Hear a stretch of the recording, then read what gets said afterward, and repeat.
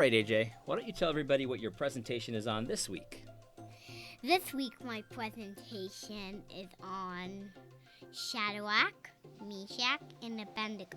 Okay. That's the one of the Bible stories. Okay, where is that story found?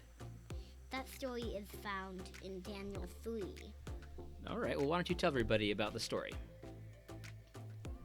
Once upon a time, there was a king named Nebuchadnezzar.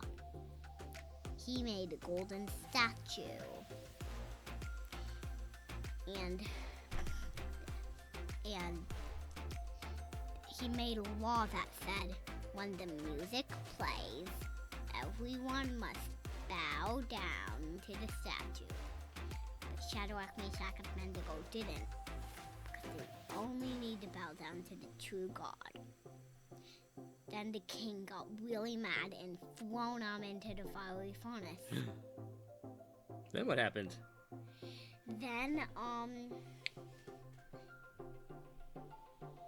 the men who threw them in the fire got too close and they threw them in, then they died.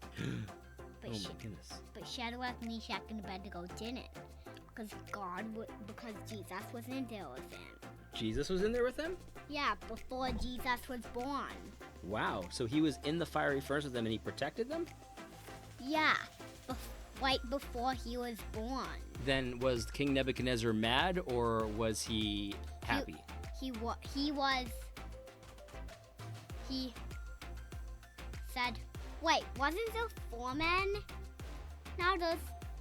Wasn't there 3 men? Now there's 4 men.